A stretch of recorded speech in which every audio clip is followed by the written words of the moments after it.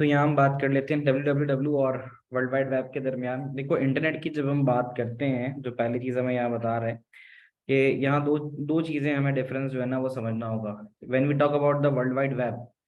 अब world wide web की अगर हम बात करें तो world wide web basically is a collection of multimedia web pages and other information on website. कि जितनी भी वेबसाइट्स हम देख रहे होते हैं, तो ये जो वेबसाइट्स हमारे पास www हम लिखते हैं, तो basically we are talking about a group of websites.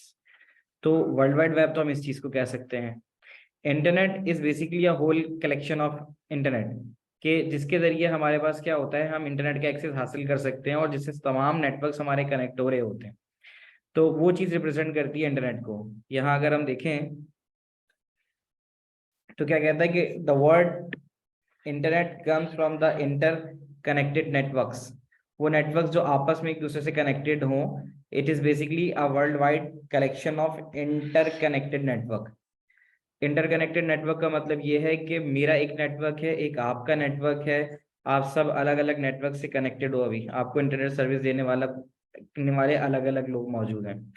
तो अब क्या होता है कि ये जो आपके पास आपस में डिफरेंट नेटवर्क्स कनेक्टेड हैं, ये जब बहुत सारे नेटवर्क आपस में कनेक्ट हो जाते हैं और फिर कनेक्ट होने के बाद इंटर कनेक्ट हो जाते हैं, तो दैट बिकम्स द इंटरनेट। फिर उसके बाद क्या कहता है कि the internet is actually a concept rather than something tangible. आपको कोई फिजिकल इंटरनेट नजर नहीं आता, एक लॉजिकल कॉन्सेप्ट है ये। ठीक है ना। तो इसमें क्या होता है, ये जो इंटरनेट आपको नजर आता है, ये एक फिजिकल स्ट्रक्चर आपको चाहिए होता है। फिजिकल स्ट्रक्चर का मतलब ये होता है कि आपने कोई ना कोई वो लगाने होंगे, टावर लगाने होंगे, आपको लैन केबल लगानी होगी, आपको राउटर लगाना होगा। ये सारी चीजें आपको लगानी पड़ेंगी इसके लिए। तो एक तो ये चीज होती है। दूसरी अगर हम बात करें तो इंटरनेट के अंदर जो आपको अब तक बताया वो ये बताया कि जब आपस में बहुत सारे नेटवर्क इंटरकनेक्ट हो जाते हैं, तो फिर आपके पास वो इंटरनेट हो जाता है और उसका जो फिजिकल स्ट्रक्चर होता है। वर्ल्ड वाइड वेब की अगर हम बात करते हैं तो वर्ल्ड वाइड वेब को डिफर करने के लिए वो ये कहता है कि ये वो हिस्सा है जिसके जरिए आप यूजर जो है वो वेब एड्रेसेस को या वेब ब्राउजर सॉफ्टवेयर के जरिए वेबसाइट की तरफ चला जाता है या वेबसाइट की तरफ जाता है। तो उसमें क्या चीज बता रहा है ये, इसमें एक चीज ये है कि it's a collection of web pages. जो वर्ल्ड वाइड वेब है वो तो कलेक्शन ऑफ वेब पेजेस होता है। ठीक है। अब इसके अंदर बहुत सारी वेब पेजेस होते हैं एंड देन फिर उसको हम सर्च करते हैं। तो पेपर में ज्यादा से ज्यादा आपके पास इसके डिफरेंसेस की बात की जाती है कि भाई इंटरनेट अगर है तो वर्ल्ड वाइड वेब का मतलब तो ये होता है कि ये तो मल्टीमीडिया पेजेस का कलेक्शन है। अगर इंटरनेट की आप बात करते हो तो आप कहते हो कि इंटरनेट के जरिए आप मैसेजेस को सेंड और रिसीव कर सकते हो। दूसरी चीज,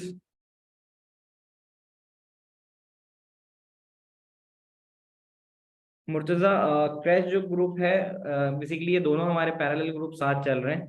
तो जो क्रैश ग्रुप की क्लास है वो हमारे पास थर्सडे होती है। तो ये न्यू चैप्टर खैर हमारा शुरू हुआ है, तो आप ये तो कंटिन्यू करो, फिर रेस्ट जो है ना क्लास के एंड पे मैं आपको बताता हूँ। तो यूजर की अगर हम बात करें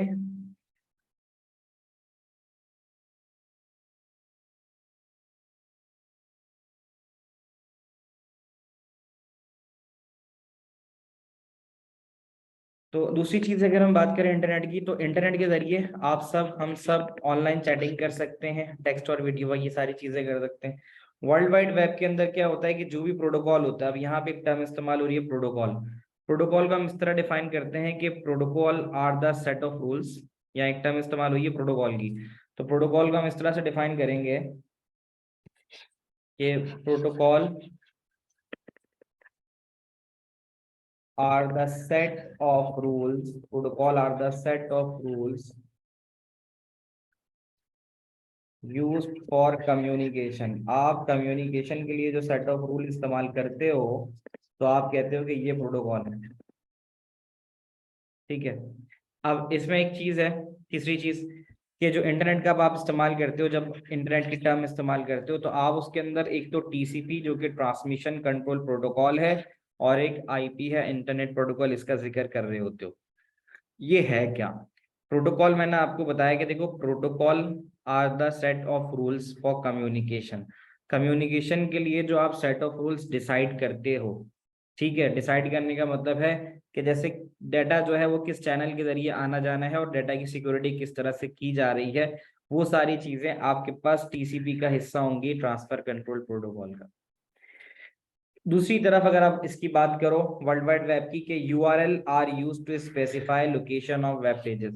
यूआरएल का मतलब है अगर आपको किसी भी वेब पेज के ऊपर जाना है, आपको जाना है जीसी गाइड के ऊपर, तो अब आप यूआरएल क्या लिखते हो, जब आपको जीसी गाइड की तरफ जाना होगा तो आप यूआरएल लिखोगे www.gcguide.com।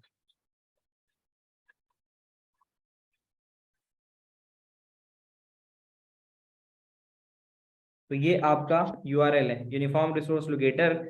इसको लिखने से आप किसी वेब पेज को एक्सेस कर सकते हो, इसको लिखोगे तो वेब पेज एक्सेस होगा आपका, तो ये इसलिए इस्तेमाल होता है।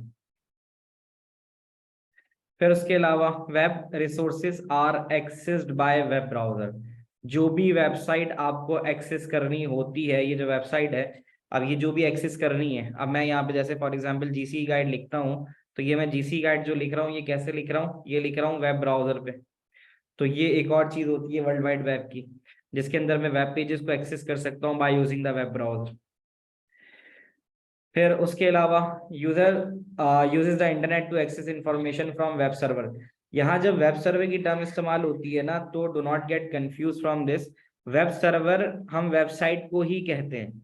ये कोई भी वेबसाइट है, जैसे जीसी गाइड की अगर हम बात करें तो आपको ये जीसी गाइड नजर आ रही है, तो ये जीसीई गाइड भी कहीं ना कहीं फिजिकली किसी सर्वर में मौजूद होगी।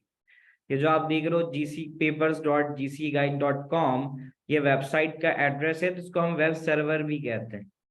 इसका मतलब है जब भी हम किसी भी वेबसाइट का एड्रेस लिखते हैं, अब हम लिख रहे हैं क्रिक इन्फो का या क्रिक बस एक वेबसाइट है, अब हम जैसे ही इस क्रिक बस को लिखेंगे तो ये crickbus.com ये एक वेब एड्रेस भी है, या हम कह सकते हैं कि क्रिक बस का सर्वर है। सर्वर अपने पास डाटा को होल्ड करता है, और जैसे ही हम लिखते हैं, जैसे मैंने देखो क्रिक बस लिखा, तो क्रिक बस का मतलब है कि क्रिक बस का जो वेब सर्वर है, वो सारा का सारा डाटा अपनी वेबसाइट से उठा के, यानी सारा का सारा डाटा वो लाके वो मेरे ब्राउजर के ऊपर शो कर रहा है। तो ये भी आपके पास क्या कहलाता है, वेब सर्वर कहलाता है। तो डिफरेंसेस की अगर हम बात करें तो हम कह सकते हैं कि world wide web is a collection of multimedia web pages. जितने भी वेब पेजेस आपको नजर आ रहे हैं वो www का हिस्सा है।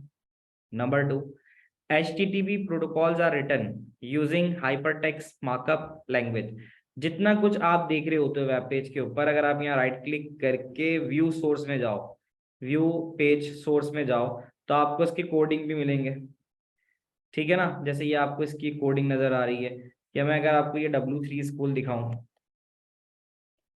तो W3 स्कूल में अगर मैं कोई वेबसाइट कोई भी एक चीज खोलता हूँ, HTML ही खोल लेता हूँ, तो ये HTML एक लैंग्वेज है, ठीक है, स्क्रिप्टिंग लैंग्वेज है, जिसको हम इस्तेमाल करते हैं वेब पेजेस बनाने के लिए। तो ये पूरी वेबसाइट है, इस वेबसाइट को हम वेब सर्वर भी कहते हैं। तो जैसे जैसे मैं यहाँ पे क्लिक करते रहूंगा, इस वेबसाइट का डाटा वेब सर्वर से उठ के मेरे सामने आएगा। अब मैंने देखो यहाँ पे राइट क्लिक करके लिखा व्यू पेज सोर्स, इसका मतलब है इस पेज के पीछे की जो कोडिंग है वो ये सारी आ रही है। यहाँ उसने यही बात कही थी कि it's a collection of multimedia web pages. Number 1, they are written using hypertext markup language. ठीक है, ये markup they are written using hypertext markup language, यानी जो कोडिंग वगैरह लिखी जाती है, वेब पेज बनाए जाते हैं, तो उसके अंदर वैसे तो बहुत सारी डिफरेंट प्लेटफॉर्म्स हैं, PHP, पाइथन, इस पे भी आप वेब पेजेस बना सकते हो, लेकिन आपको अमूमन पेजेस के पीछे जो वेब पेज बन रहे होते हैं आपको HTML मिलेगा। ठीक है, तो एक ये चीज आ जाती है। दूसरी चीज, web browsers are access web resources are access by web browser. आपको वेबसाइट्स को जब भी, जी हिमान कुछ कह रहे हो आप?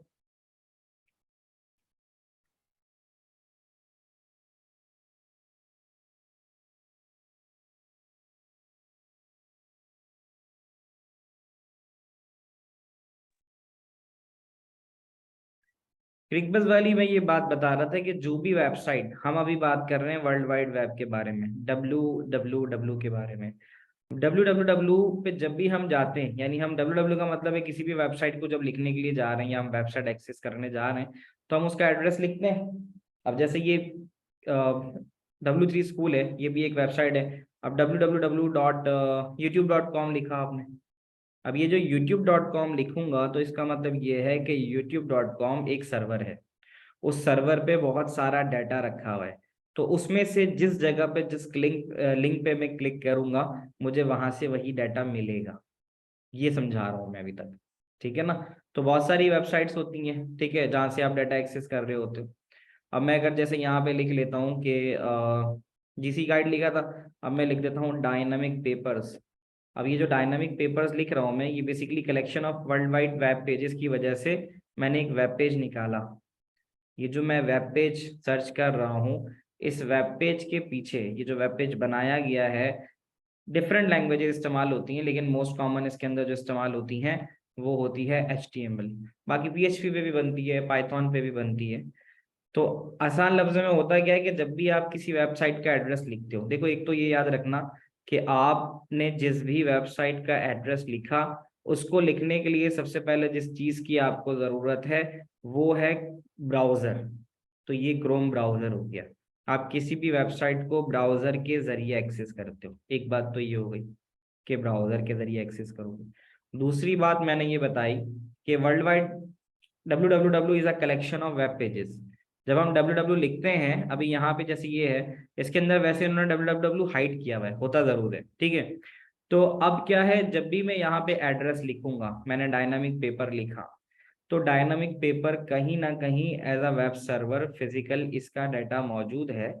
तो मैं जब डायनामिक पेपर लिख के इंटर करता हूँ, तो मेरे सामने डायनामिक पेपर की वेबसाइट खुल जाती है। इसका मतलब है डायनामिक पेपर के वेब सर्वर से डाटा मेरे पास आना शुरू हो गया। अब ये आ रहा है। अब अगर आप राइट क्लिक करके देखूं तो लिखा हुआ आता है कि व्यू पेज सोर्स। ये जो पेज बनाया गया है इसके पीछे क्या क्या कोडिंग है, तो इसमें जाहिर है कहीं ना कहीं तुम्हारे पास यहाँ पे जो नजर आ रहा है जावा भी इस्तेमाल हो रही है, ठीक है। तो इस तरह से अगर हम जाएंगे तो इसमें हमें HTML का भी कोड मिलेगा। तो ये वो कोड हैं जिसपे ये वेबसाइट बनी है। तो यहाँ पे भी एक व्यू पेज सोर्स दिखाई दी, जैसे ये HTML की है, तो इसमें आपको HTML के टैग्स भी नजर आएंगे। HTML का भी इस्तेमाल हुआ है, इसमें जावा स्क्रिप्ट भी इस्तेमाल हुई है। तो ये डिफरेंट लैंग्वेजेस जो है यहाँ पर इस्तेमाल हुई है। इंटरनेट की बात करें तो इंटरनेट में आप सेंड एंड रिसीव ईमेल्स कर सकते हो, ये इंटरनेट पे काम कर सकते हो। ऑनलाइन चैटिंग कर सकते हो। इंटरनेट प्रोटोकॉल्स का इस्तेमाल करता है। प्रोटोकॉल का मतलब सेट ऑफ रूल्स। ये सेट ऑफ रूल्स का मैंने लिखा है कि protocols are the set of rules used for communication. जब भी आप इंटरनेट का इस्तेमाल करते हैं, देन व्हाट हैपन, इंटरनेट का इस्तेमाल करते हुए आप कम्युनिकेशन जो है वो करते हैं, जिसकी वजह से these are the protocols. Next अगर हम चलें तो ये बात तो हो गई। अब हम नेक्स्ट चलते हैं टुवर्ड्स द यूआरएल। अब यूआरएल की अगर हम बात करें, this is the URL that you can see, uniform resource locator. ये क्या है, ये एड्रेस फाइंड आउट करता है। कैसे करता है, ये चीज जो आप देख रहे हो, द ब्राउजर जो आपको यहाँ नजर आ रहा है, इसमें आपने देखा मैंने लिखा था W3 schools. W3 school website का नाम है। यूनिफॉर्म रिसोर्स लोकेटर ये लोकेट करता है वेब एड्रेस को। W3 स्कूल्स ये एक आ गया आपके पास। एक मैंने आपको दिखाया था crickbus.com। अच्छा, यहाँ पे अमूमन जब आप देखो ये नजर आ रहा है www, ऊपर नजर आ रहा है, फिर है क्रिक बज, और फिर लिखा हुआ आ रहा है .com। इस पूरे को आप कहते हो URL। यहाँ लिखा हुआ नजर आएगा आपको यूनिफॉर्म रिसोर्स लोकेटर। एक बात। दूसरी चीज जो आपसे कहता है, वो कहता है कि web browser are the software, ठीक है। अब वेब ब्राउजर की मैंने बात की, वेब ब्राउजर का मतलब किसकी बात कर रहा हूँ, कोई बताएगा मुझे। Web browser are the software, कौन सी एग्जाम्पल्स हो सकती हैं वेब ब्राउजर की। अभी मैंने बताया भी था कि what are the different examples of the web browser. Web browser क्या है,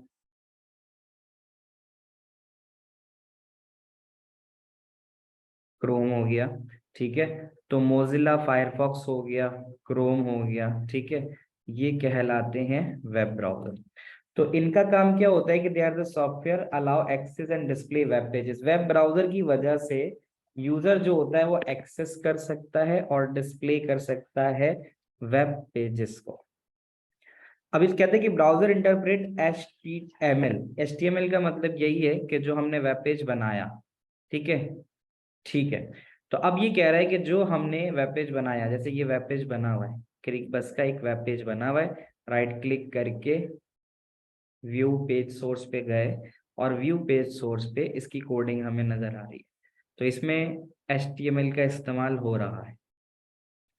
होता क्या है, जब भी आप किसी भी वेबसाइट का एड्रेस लिखते हो, आपने लिखा www.cricbus.com, ये वो एड्रेस है जहां पर आपको इस वेबसाइट का डाटा मिलेगा। जब आप लिखते हो ना, अब मैं इसको बंद कर देता हूँ, ठीक है, इसको मैंने बंद कर दिया और मैं दोबारा यहाँ लिखता हूँ क्रिक बस। क्रिक बस था, मैंने इंटर किया। इंटर करने का मतलब है मेरे ब्राउजर की वजह से जो एड्रेस मैंने लिखा, क्रिक बस लिखा, मेरा ब्राउजर उस एड्रेस पे गया और वहां से डाटा लेके आया और उसने डाटा को मुझ तक डिस्प्ले कराया। तो डाटा तक पहुंचना वो किसकी वजह से मुमकिन हुआ, वो था www.cricbus.com। इस पूरे हिस्से को हम कहते हैं URL। यहाँ देख लो कि कहता है कि URL का जो पार्ट है, यहाँ से देखो ये जो हिस्सा दिया हुआ है कि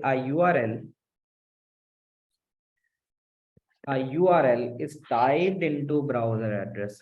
सबसे पहले यूनिफॉर्म रिसोर्स लोकेटर का मतलब है कि आप वेबसाइट का एड्रेस डालते हो, उस एड्रेस के कुछ हिस्से होते हैं। अब आप यहाँ अगर देखो, यू विल सी कि थोड़ा सा आपको नजर आएगा, नंबर 1 प्रोटोकॉल। क्या आप रिकॉल कर सकते हो पिछली वेबसाइट जो मैंने आपको शो की थी, उसमें प्रोटोकॉल की साइट पे कुछ नजर आ रहा था आपको? अगर आप इसको मैं दोबारा से दिखाऊं, you just remember protocol number 1, web address number 2 और पाथ। इसको अगर यहाँ देखो तो आपको कुछ नजर आ रहा है?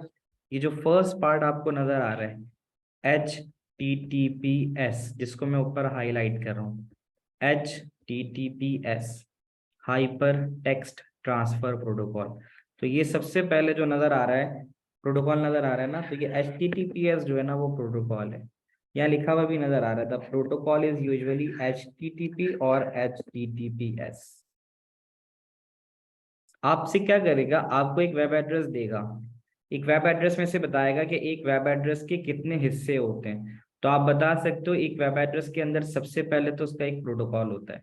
प्रोटोकॉल HTTP भी हो सकता है और HTTPS। कोई मुझे बताएगा HTTP और HTTPS का फर्क क्या है?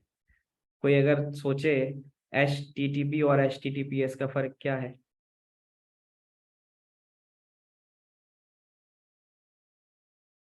HTTP HTTPS का फर्क, सिक्योरिटी। इसका मतलब ये है कि अगर मैं यहाँ पे जाऊं और ये एस की टर्म हटा दूं, ठीक है, तो इसका मतलब है मेरा जो डाटा है वो सिक्योर नहीं होगा।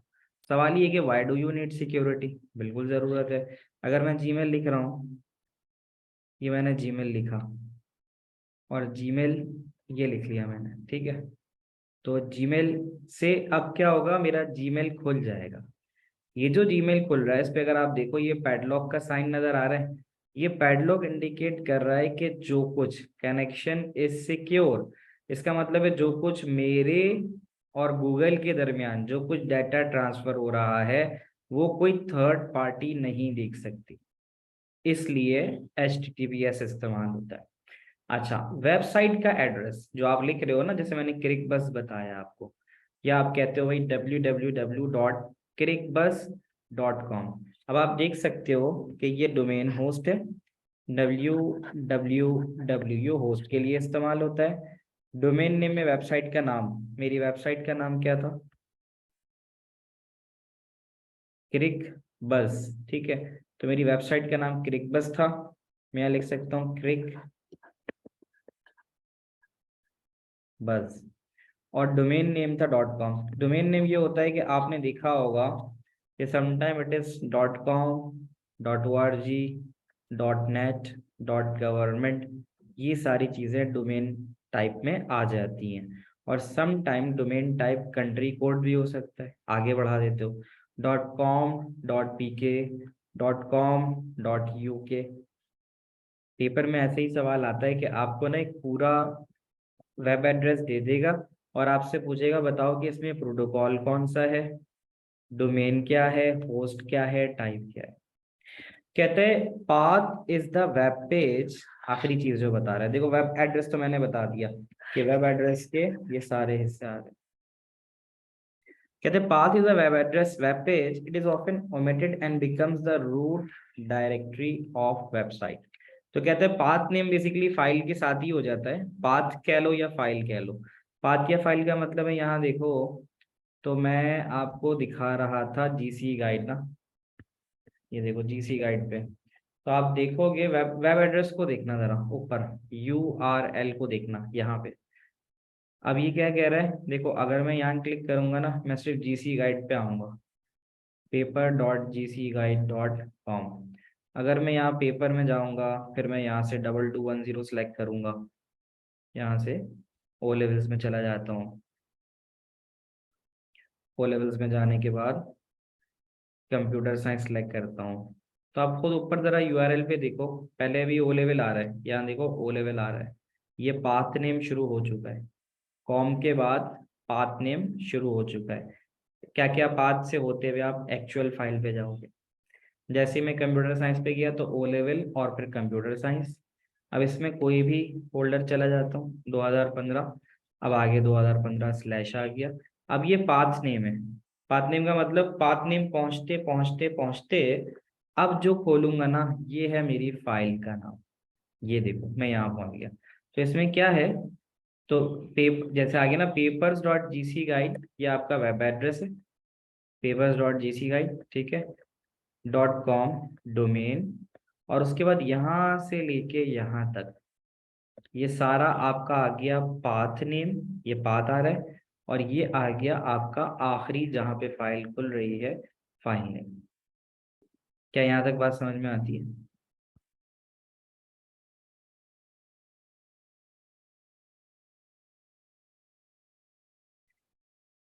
तो ये बेसिकली किसी भी यूआरएल का हिस्सा इस तरह से डिफाइन होता है। तो ये चीज आपने देख ली। आ जाते हैं HTTP और HTTPS के अंदर अगर हम बात करें, हाइपर टेक्स्ट प्रोटोकॉल, इसके नोट्स मैंने 5 के आपसे शेयर कर दिए हैं, ठीक है, तो उसको आप देख भी लेना कि 5 में आपके पास ये चीज़ शेयर हुई हुई है। बाकी अब नई चीज़ आ गई भाई, HTTP और HTTPS, ये तो आप ऑलरेडी बता भी चुके हो कि HTTP की बात अगर हम करते हैं, हाइपर टेक्स्ट ट्रांसफर प्रोटोकॉल, ये वो प्रोटोकॉल है। अच्छा, आपके कंप्यूटर में ना प्रोटोकॉल का मतलब तो सेट ऑफ रूल है, तो देखो उसमें लिखा हुआ भी है कि HTTP is a set of rule that must be obeyed when transferring file across internet. ये जो इंटरनेट पे फाइल ट्रांसफर हो रही है, आपकी डाटा आ रहा है, डाटा जा रहा है, इसके पीछे कोई ना कोई सेट ऑफ रूल्स तो होंगे ना, ये जरूरी है। तो ये कहता है कि जितना भी टेक्स्ट मूव करता है ना, टेक्स्ट मूव करने का मतलब, ये जो सामने कोई वेब पेज आपको नजर आ रहा है, ये वेब पेज नजर आ रहा है, इसके पीछे टेक्स्ट होगा ना सारा। ये राइट क्लिक करके देखो और व्यू पेज पे चले जाओ, तो इस पे टेक्स्ट ही है सारा, ये सारा टेक्स्ट आ रहा है। ये टेक्स्ट जो ट्रांसफर होता है, इसके ट्रांसफर होने के लिए जो प्रोटोकॉल इस्तेमाल होता है, ये होता है हाइपर टेक्स्ट ट्रांसफर प्रोटोकॉल, ये ए होता है। तो अब कह रहा है कि अगर इसमें आपको कहीं एस का इजाफा नजर आए, तो इसका मतलब ये है कि ये सिक्योर है, सिक्योर। और इस HTTP में दो चीजें इस्तेमाल होती हैं, जो वो है प्रोटोकॉल है, एक कहलाता है SSL और एक कहलाता है TLS। ये बकायदा अलग से इसका क्वेश्चन बनता है कि सिक्योर सॉकेट लेयर SSL, यानी जो अब हम बात कर रहे हैं ना कि हाइपर टेक्स्ट ट्रांसफर प्रोटोकॉल, ये दो तरह से होता है। हाइपर टेक्स्ट ट्रांसफर प्रोटोकॉल की दो तरह से हम उसको यूज करते हैं। एक होता है हमारे पास SSL, secure socket layer, secure socket layer, तो हम यहाँ लिख लेते हैं, ये हमारे पास प्रोटोकॉल है, एचटीटीपी के प्रोटोकॉल है। तो उसमें एक चीज तो आ गई, सिक्योर सॉकेट लेयर। इसकी मिसाल मैं आपको ऐसी दूं कि आपने देखा होगा वीआईपी प्रोटोकॉल। जो वीआईपी प्रोटोकॉल आता है तो रोड के ऊपर तमाम रोड्स ब्लॉक कर दिए जाते हैं और सिर्फ वीआईपी मूवमेंट होती है। यानी कि अगर ये लेट सपोज एयरपोर्ट है और एयरपोर्ट पे कोई वीआईपी मूवमेंट है और उसको एयरपोर्ट से जाना है let suppose chief minister house, CM house जाना है, ठीक है। तो अब सीएम हाउस जाने के लिए वो क्या करेगा, यहाँ से लेकर इसको जाना है सीएम हाउस तक, चीफ मिनिस्टर हाउस तक जाना है। तो क्या होगा कि इस पूरे रास्ते पे जो लोग यहाँ पाकिस्तान में कराची में रहते हैं उनको पता है कि शारा फैसल से शारा जो फैसल है तो एयरपोर्ट से लेकर सीएम हाउस तक की शारा फैसल है। तो अमूमन कभी शायद किसी ने एक्सपीरियंस किया हो जिसको हम कहते हैं वीआईपी मूवमेंट।